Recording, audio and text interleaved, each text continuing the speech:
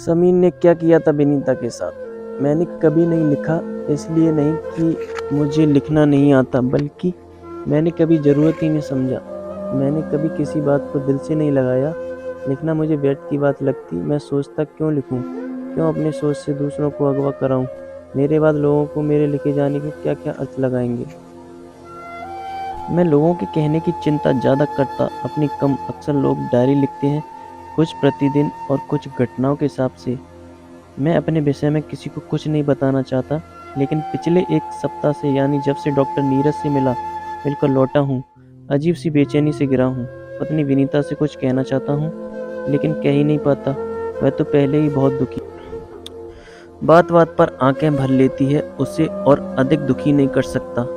बेटे वासु व नकुल हर समय मेरी सेवा में लगे रहते हैं। उन्हें पढ़ाने की फुर्सत नहीं है।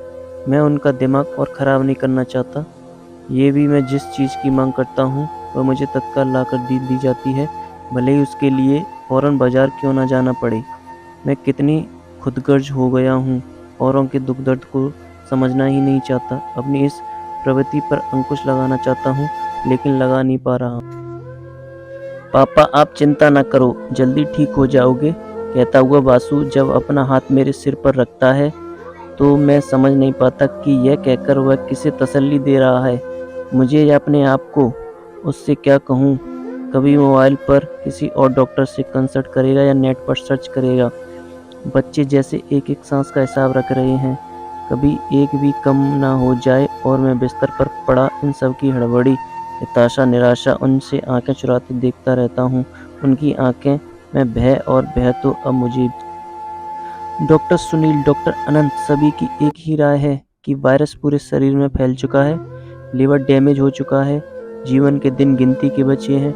डॉक्टर फाइल पलटते हैं, नुस्खे पढ़ते हैं और कहते हैं कि इस दवा के अलावा और कोई दवा नहीं है। सुनकर मेरे अंदर क्षण से कुछ टूटने लगता है, यानी मेरी सांसों की डोर टूटने में कुछ ही समय बचा है। मेरे अंदर जीने की अदम्य लालसा पैदा होने लगती। मुझे अफसोस होता है कि मेरे बाद पत्नी और बच्चों का क्या होगा। अकेली विनीता बच्चों को कैसे संभालेगी, कैसे बच्चों की पढ़ाई पूरी होगी, कैसे घर खर्च चलेगा। 2-4 लाख रुपए घर में हैं तो वो कब तक चलेंगे। वो तो डॉक्टरों की फीस और मेरे अंतिम संस्कार पर ही खर्च हो जाएंगे। घर में पैसे आने का कोई तो साधन हो। विनीता ने कितना चाहा था कि वह नौकरी करे, पर मैंने अपने प्रोसोचित अभिमान के आगे उसकी एक न चलने दी। मैं कहता कि तुम्हें क्या कमी है, मैं सभी की आवश्यकताएं आराम से पूरी कर रहा हूँ, पर जब मैं नहीं रहूँगा तब अकेली विनीता शव कैसे संभालेगी। घर और बाहर संभालना उसके लिए कितना मुश्किल होगा। मैं अब क्या करूँ, उसे कैसे समझाऊँ, क्या कहूँ। कहीं मेरे जाने के बाद हताशा निराशा में वह आत्महत्या ही ना कर ले। नहीं, वह ऐसा नहीं कर सकती, वह इतनी कमज़ोर नहीं। मैं भी ना जाने क्या उल्टी सीधी बातें सोचने लगता हूँ, पर विनीता से कुछ भी कहने के लिए मेरे पास शब्द ही नहीं बचे हैं। रिश्तेदार एक एक कर आ जा रहे हैं, कुछ मुझे तसल्ली दे रहे हैं तो कुछ समय को। पत्नी विनीता और बेटा बाशु गाड़ी लेकर मुझे डॉक्टरों को दिखाने के लिए शहर दर शहर भटक रहे हैं। आय के सभी स्रोत लगभग बंद हैं। वे सब मुझे किसी भी कीमत पर बचाने की कोशिश में लगे हैं। मैं डॉक्टर की बातें सुन और समझ रहा हूँ, लेकिन इस प्रकार दिखावा कर रहा हूँ कि डॉक्टरों की बातें मेरी समझ में नहीं आ रही। विनीता और वाशु के सामने उनका मन रखने के लिए कहता हूँ, डॉक्टर बेकार बक रहे हैं, मैं ठीक हूँ। यदि लिवर खराब है या डैमेज हो चुका है तो खाना कैसे पचा रहा हूँ। तुम सब चिंता मत करो, मैं कुछ दिनों में ठीक होकर चलने लगूंगा।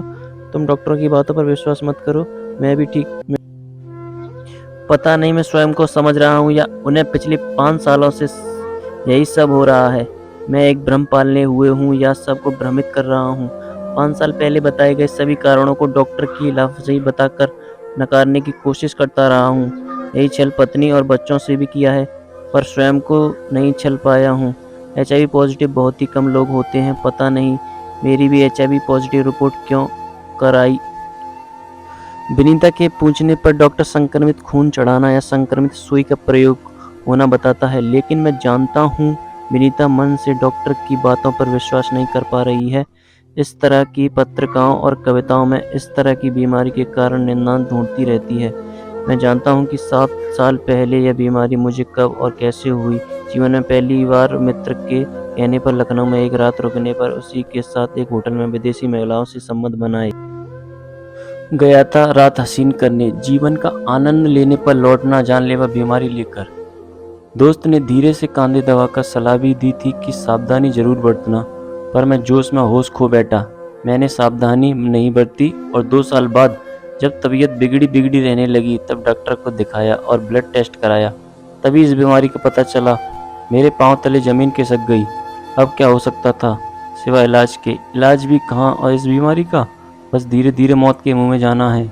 ना तो दिल खोलकर हंस सकता और ना ही रो